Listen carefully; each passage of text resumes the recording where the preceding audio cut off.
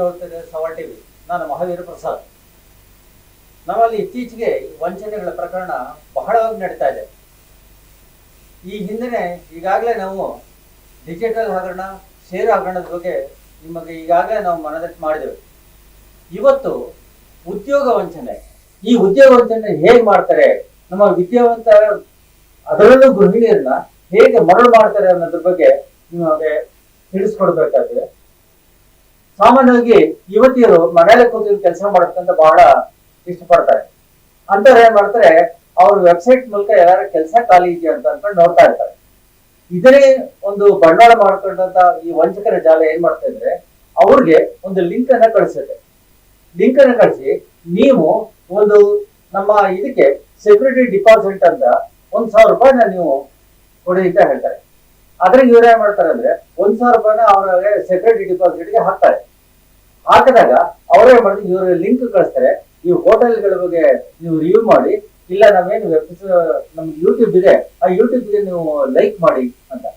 ಈ ರೀತಿಯಲ್ಲಿ ಮಾಡಿದಾಗ ಏನ್ ಮಾಡ್ತಾರೆ, ಇವ್ರು ಹಾಗೆ ಮಾಡಿದಾಗ ಒಂದು 3 ದಿನ 4 ದಿನ ಆದ ಕೂಡಲೇ ಇವ್ರ ಅಕೌಂಟ್ಗೆ 1,200 ರೂಪಾಯಿ ಅಥವಾ 1,500 ರೂಪಾಯಿನ ಕಳಿಸ್ತಾರೆ. ಇವ್ರು ಏನಾಯ್ತೆ, ಇವ್ ಒಂದೇ ದಿನ ನನ್ಗೆ 250 ರೂಪಾಯಿ ಬಂದ್ಬಿಡ್ತಲ್ಲ, ಇದು ಒಳ್ಳೆ ಕೆಲಸ ಅಂತ ಇವರು ಆಸೆ ಪಡ್ತಾರೆ. ಆಸೆ ಪಟ್ಟು ಮತ್ತೆ ಇವ್ರೇನ್ ಮಾಡ್ತಾರೆ, ಬಂಡವಾಳ ಹಾಕಕ್ಕೆ ಹೇಳ್ತಾರೆ. ನೋಡಿ, ನೀವು ಈ ತರ ಇದ್ರೆ ನಿಮ್ಗೆ ಒಳ್ಳೆ ಇದಾಗುತ್ತೆ, ಈಗಾಗಲೇ ನಿಮ್ಗೆ 2 ದಿನಕ್ಕೆ 500 ರೂಪಾಯಿ ಸಿಕ್ಕಿದೆ, ಅದರಿಂದ ನೀವು ಇನ್ನೊಂದು ಸ್ವಲ್ಪ ಬಂಡವಾಳ ಹಾಕಿದ್ರೆ ಉತ್ತಮ ಆಗತ್ತೆ ಅಂತ.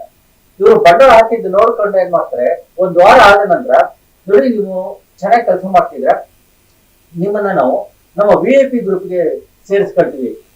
VIP ಗ್ರೂಪ್ ಸೇರಿಸ್ಕೊಂಡ್ರೆ ಇನ್ನು ಹೆಚ್ಚು ಕಮಿಷನ್ಗಳು ಬರುತ್ತೆ, ನಿಮ್ಗೆ ಹೆಚ್ಚು ಬಂಡವಾಳ ನೀವು ಕೂಡಿದಷ್ಟು ನಿಮ್ಗೆ ಲಾಭಾಂಶ ಚೆನ್ನಾಗಿ ಬರುತ್ತೆ ಅಂತ ಹೇಳ್ತಾರೆ. ಹಾಗಾಗ್ಬಿಟ್ಟು ಆ ಕೂಡಲೇ ಇವ್ರು ಏನ್ ಮಾಡ್ತಾರೆ ಅಂದ್ರೆ, ಹೆಚ್ಚು ಹಣಗಳನ್ನ ವಿನಿಯೋಗಕ್ಕೆ ಒಂದು ರೀತಿಯಲ್ಲಿ ಅವ್ರಿಗೆ ಮನಸ್ಸನ್ನ ಎಳಿತಾರೆ. ಮನಸ್ಸನ್ನ ಎಳೆದ ತಕ್ಷಣ ಈ ನಮ್ಮ ವಿದ್ಯಾರ್ಥಿ ಯುವಕರಿಗೆ ಏನ್ ಮಾಡ್ತಾರೆ ಅಂದ್ರೆ, ಅವ್ರು ಕೇಳಿದಷ್ಟು ಹಣನ ಆ VIP ಗ್ರೂಪ್ ಸೇರ್ಕೊಂಡ್ರೆ ನನ್ಗೆ ಏನೋ ತುಂಬಾ ಸಿಗುತ್ತೆ, ಲಾಭಾಂಶ ಸಿಗುತ್ತೆ ಅನ್ಕೊಂಡು ಆಸೆ ಪಟ್ಟು ಇವ್ರೇನ್ ಮಾಡ್ತಾರೆ, ಅವರ ಮಾತಿಗೆ ಮರುಳಾಗಿ ಇವರು ಆ ಹಣನ ತೊಡಗಿಸ್ಕೊಂಡಾಗ ಅವ್ರೇನ್ ಮಾಡ್ತಾರೆ ಅಂದ್ರೆ, ಇವ್ರ ಅಪ್ಲಿಕೇಶನ್ ತಗೊಂಡು ನಿಮ್ಗೆ ಅವ್ರೇನ್ ಮಾಡ್ತಾರೆ ಅಂದ್ರೆ, ದಿನ ನಿಮ್ಗೆ ವರ್ಚುವಲ್ಸ್ ಅಲ್ಲಿ ನಿಮ್ಗೆ ಇಷ್ಟ ಹಣ ಬಂದಿದೆ ಅಂತ ಹೇಳ್ತಾ ಹೋಗ್ತಾರೆ. ಕ್ರಮೇಣ ಇವರೇನ್ ಮಾಡ್ತಾರೆ ಅಂದ್ರೆ, ಈ ಒಂದು ಪಕ್ಷ ಅವ್ರು ಸ್ವಲ್ಪ ವಿದ್ಯಾವಂತರಾಗಿ ಸ್ವಲ್ಪ ದುಡ್ಡು ಇದೆ ಅಂತ ಕಂಡ್ರೆ 50,000 ರೂಪಾಯಿ ಅವ್ರು 50,000 ಅಥವಾ 1 ಲಕ್ಷ ಹೀಗೆ ಅವರ ಒಂದು ಸಾಮರ್ಥ್ಯಕ್ಕೆ ಅನುಗುಣವಾಗಿ ಇವ್ರು ಬಂಡವಾಳ ಹಾಕಿಸ್ಕೊಳ್ತಾರೆ. ಬಂಡವಾಳ ಹಾಕಿಸ್ಕೊಂಡ ಮರುದಿನ ಏನ್ ಮಾಡ್ತಾರೆ ಅಂದ್ರೆ, 50,000 ಬಂದ ಕಡೆ ಇವ್ರು 60,000 ರೂಪಾಯಿ ತೋರಿಸ್ತಾರೆ. ವರ್ಚುವಲ್ ತೋರಿಸ್ತಾರೆ. ಇವ್ರಿಗೆ ಏನಂತಂದ್ರೆ, ಹೊರಪ್ಪ ನಾನು ಹಾಕಿದ್ದು ಲಾಭ ಆಯ್ತು, 10,000 ರೂಪಾಯಿ ಬಂದಿದೆ ಅಂತ. ಇವ್ರೇನಾದ್ರು ಅದನ್ನ ವಿಡ್ರಾ ಮಾಡ್ಕೊಳಕ್ ಹೋಯ್ತು ಅಂದ್ರೆ, ಇಲ್ಲ ವಿಡ್ರಾ ಮಾಡ್ಕೊಳಂಗಿಲ್ಲ, ಇನ್ನೂ ಒಂದ್ ಸ್ವಲ್ಪ ದಿನ ಆದ್ಮೇಲೆ ನೀವು ಮಾಡ್ಕೋಬೇಕಾದ್ರೆ ಈ ಸದ್ಯಕ್ಕೆ ಆಗಲ್ಲ ಅಂತ ಹೇಳಿದ್ರು. ಇವ್ರು ಏನ್ ಮಾಡ್ತಾರೆ, ಆಯ್ತು ಬಿಡು, ಇನ್ನೂ ಹೆಚ್ಚು ನಾವು ತಡ ಮಾಡಿದಷ್ಟು ನಮ್ಗೆ ಹೆಚ್ಚು ಲಾಭ ಸಿಗುತ್ತೆ, ಹೆಚ್ಚು ಹಣ ಸಿಗುತ್ತೆ ಅನ್ಕೊಂಡ ಒಂದು ಏನ್ ಮಾಡ್ತಾರೆ, ಇವರ ಒಂದು ಆಸೆ ಅನ್ನೋದಿರ್ತಾರೆ ಮನುಷ್ಯನಿಗೆ. ಆಸೆಗೆ ಒಂದು ಕೊನೆನೇ ಇಲ್ಲ. ಅಂತ ಆಸೆಗೆ ಮರುಳಾಗಿ ಈ ಗೃಹಿಣಿಯರು, ಅದರಲ್ಲಿ ವಿದ್ಯಾವಂತ ಯುವಕರು ಏನ್ ಮಾಡ್ತಾರೆ ಅಂದ್ರೆ, ವರ್ಚುವಲ್ ನೋಡ್ಕೊಂಡು ಕೆಲಸ ಮಾಡ್ತಾ ಇರ್ತಾರೆ. ಇವರು ಈಗ ಹಣ ದ್ವಿಗುಣ ಆಗ್ತಾ ಇದೆ. ಒಂದು ದಿನ ಏನ್ ಮಾಡ್ತಾರೆ ಅಂದ್ರೆ, ಇವ್ರು ನಮ್ಗೆ ಸಾಕಪ್ಪ ದುಡ್ಡು, ಈಗ ಬಂದ್ರೆ ಸಾಕು ದುಡ್ಡು, ಅದರಿಂದ ನಮ್ಗೆ ವಿಡ್ರಾ ಮಾಡ್ಕೊಂಡು ನೀವು ಪರ್ಮಿಷನ್ ಕೊಡಿ ಅಂತ ಕೇಳಿದ್ರೆ ಏನ್ ಮಾಡ್ತಾರೆ ಅಂದ್ರೆ, ಇಲ್ಲ ನೀವು ಈ ವಿಷಯಗಳಲ್ಲಿ ಇದ್ದ ಕಡೆ ನೀವು ತಪ್ಪು ಮಾಡಿದ್ರೆ ಅದರಿಂದ ನೀವು ನಮ್ಗೆ ಪೆನಾಲ್ಟಿ ಕಟ್ಟಬೇಕು ಅಂತ ಹೇಳ್ತಾರೆ. ಇಲ್ಲ ಅಂದ್ರೆ ನೀವು ಈ ಹಣನ ವಿಡ್ರಾ ಮಾಡ್ಕೊಂಡ್ರೆ ನೀವು ನಮ್ಗೆ ಕಮಿಷನ್ ರೂಪದಲ್ಲಿ ನೀವು ಕೊಡ್ಬೇಕಾಗ್ತದೆ. ಯಾಕಂದ್ರೆ ನೀವು ಹಾಕಿದ 50,000ಗೆ ಇವತ್ತು ಇಷ್ಟೊಂದಾಗಿದೆ, ನೀವು 1 ತ್ರಿಬಲ್ ಆಗಿದೆ, 1 ತ್ರಿಬಲ್ ಡಬಲ್ ಹೀಗೆಲ್ಲ ಆಸೆ ನೋಡ್ತೀವಿ, ನಿಮ್ಗೆ ಇಷ್ಟೊಂದು ದುಡ್ಡು ಬರ್ತಿರುವಾಗ ನಮ್ಗೆ ನೀವು ಕಮಿಷನ್ ಕೊಡಿ ಅಂತಾರೆ. ಇಲ್ವೇ ಅವ್ರನ್ನ ಹೆದರ್ಸಕ್ಕೆ ಏನ್ ಮಾಡ್ತಾರೆ ಅಂದ್ರೆ, ಇಲ್ಲ ನೀವು ಈ ರೀತಿಯಲ್ಲಿ ತಪ್ಪು ಮಾಡಿದ್ರೆ ನಿಮ್ಗೆ ಪೆನಾಲ್ಟಿ ಕೊಡ್ಬೇಕಾಗತ್ತೆ ಅಂತ.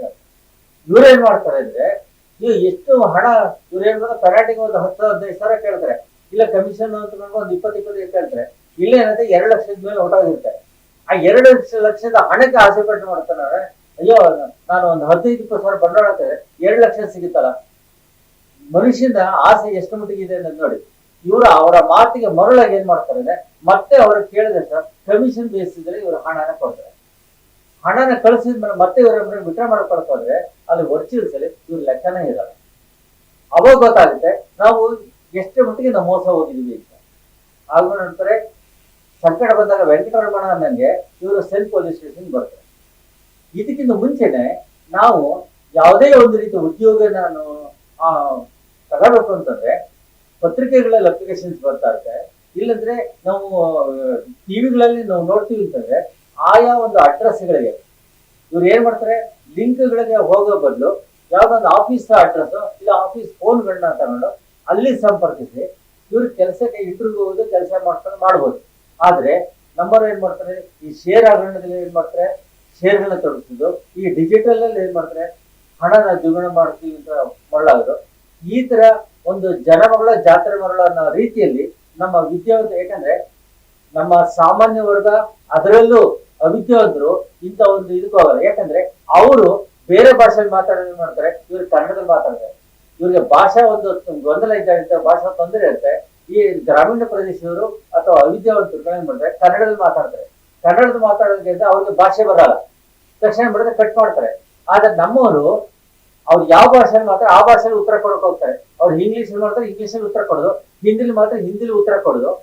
ಈ ರೀತಿಯಲ್ಲಿ ಮಾಡ್ತಾರೆ. ಇವರು ನಮ್ಮ ಭಾಷೆ ಒಂದು ಪ್ರಾವೀಣ್ಯತೆಯನ್ನು ತೋರಿಸ್ತಾರೆ, ಅಥವಾ ಏನೋ ಒಂದು ಸಂಪಾದನೆ ಮಾಡೋದು, ಕೂತ್ ಕಡೆಯಿಂದ ಸಂಪಾದನೆ ಮಾಡ್ಬೋದು ಅನ್ನೋ ಒಂದು ಆಸೆಗೆ ಮರಳಾಗಿ ಇವ್ರೇನ್ ಮಾಡ್ತಾರೆ, ಅವರ ಆಡುವಂತ ಭಾಷೆಯಲ್ಲೇ ಇವರು ಉತ್ತರ ಕೊಟ್ಟು ಕೊನೆಗೆ ಅವರ ಕಪಿ ಮಸ್ತಿಯಲ್ಲಿ ಸಿಲುಕೊಂಡು ಕೊನೆಗೆ ಏನಂದ್ರೆ ಮೋಸ ಹೋಗ್ತಾರೆ. ಅದರಿಂದ ದಯವಿಟ್ಟು ನೀವು ಉದ್ಯೋಗಕ್ಕೆ ಆಸೆ ಪಡೋದು ಮುಖ್ಯ ಅಲ್ಲ, ಆದ್ರೆ ನೀವು ಸಮಯ ಸೂಕ್ತ ಸಂದರ್ಭ ನೋಡಿಕೊಂಡು ಉದ್ಯೋಗನ ಕಲ್ಪಿಸ್ಕೊಳ್ಳೋದು ಒಳ್ಳೆಯದು. ವೀಕ್ಷಕರೇ, ಈ ನಮ್ಮ ವಿಡಿಯೋ ನಿಮಗೆ ಇಷ್ಟವಾಗಿದ್ದರೆ ದಯವಿಟ್ಟು ಲೈಕ್ ಮಾಡಿ, ಶೇರ್ ಮಾಡಿ. ಹಾಗೆ ನಿಮ್ಮ ಸಲಹೆ, ಅಭಿಮತ, ಅಭಿಪ್ರಾಯಗಳನ್ನ ನಮ್ಮ ಕಾಮೆಂಟ್ ಬಾಕ್ಸ್ ಹಾಕೋದು ಮಾತ್ರ ದಯವಿಟ್ಟು ಮರೆಯಬೇಡಿ.